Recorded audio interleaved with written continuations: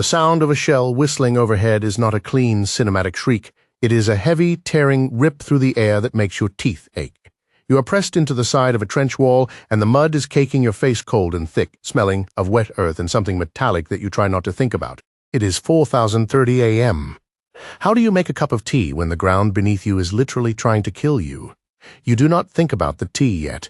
You think about the weight of your boots, which feel like they are made of lead, and the way the damp wool of your tunic has become a second heavier skin. You are standing on a fire step, your eyes fixed on the parapet, waiting for the light to bleed into the sky. This is stand to. It happens every single dawn and every single dusk, because these are the hours when the world is most vulnerable, when the shadows are long enough to hide an enemy advance. You are not alone, but you are entirely isolated in your own head, listening to the rhythmic, distant thud of artillery that has been the soundtrack to your life for the last 4 days.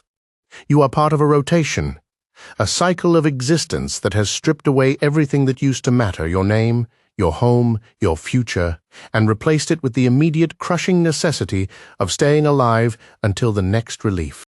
The sky begins to turn a bruised, sickly gray, and the artillery fire shifts. This is the morning hate. It is a term that sounds almost poetic, but in practice it is a systematic, industrial attempt to erase you from the map.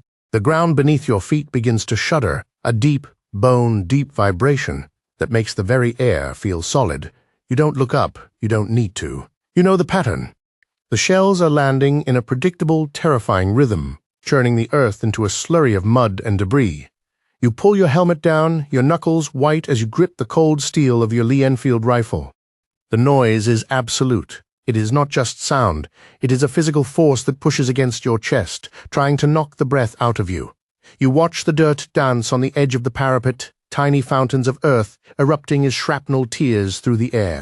You are waiting for the moment when the barrage lifts, because that is when the real danger begins, the moment when the enemy might decide that today is the day they come over the top. You hold your breath, counting the seconds, your mind tracing the path of every explosion, trying to map the chaos.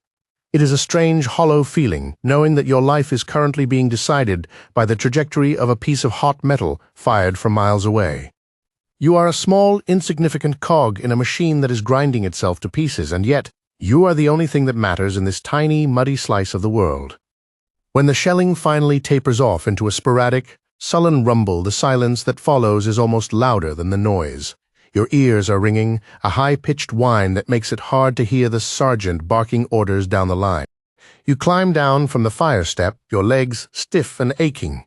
This is when the rum ration arrives. It is a small, precious measure of liquid courage, served in a tin mug that has seen better days. You take it, the warmth of the spirit spreading through your chest, a brief, sharp contrast to the biting cold that has settled into your marrow. It is a liquid anchor, a moment of sanity in a world that has lost its mind.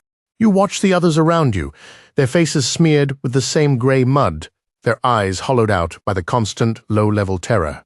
Nobody talks much. There is no need. You all know the same things. You all carry the same weight. You drink the rum, and for a few seconds the world feels a little less sharp, a little less lethal. It is a small mercy. But in a place like this, small mercies are the only things that keep you from breaking. The day is not over. It has barely begun. Now comes the working party. You are sent out to repair the damage from the night, to fill the sandbags that were torn open by the shelling, to clear the drainage ditches that are constantly threatening to turn the trench into a river of sludge. You work in the open, or as close to it as you dare, your movements slow and deliberate. Every action is a risk. You are constantly aware of the snipers, the hidden eyes watching from across the wire. You move with a heavy, cautious grace, your hands working the wet, heavy sandbags, your back aching with the strain. The mud is everywhere. It gets into your clothes, your food, your gear. It is a constant, suffocating presence, a reminder that the earth is waiting to reclaim you. You work until your muscles burn, until your hands are raw and bleeding, and then you work some more. It is the mundane, grinding reality of the war, the endless maintenance required to keep a hole in the ground from becoming your grave. You don't think about the war, or the politics, or the reasons why you're here. You think about the next sandbag, the next shovel of dirt, the next minute of survival. By midday, the work is done, and the long, agonizing boredom sets in. This is the part they don't tell you about in the stories, the waiting. You sit in the bottom of the trench, your back against the wall, trying to find a patch of dry ground. You clean your rifle for the 10th time. The metallic click of the bolt action a familiar, comforting sound. You write a letter home, but you don't know what to say, so you write about the weather, or the food, or nothing at all. You watch the flies buzzing around the stagnant pools of water, and you wonder if anyone back home has any idea what this is like. You are surrounded by men, yet you have never felt more alone. The tension is always there, a low-level hum in the back of your mind. A constant awareness of the danger that is never more than a few yards away. You listen to the distant, sporadic crack of a rifle, the occasional whistle of a shell, and you try to keep your mind from wandering into the dark places. You are waiting for the whistle, the signal that it is time to move, time to fight, time to die.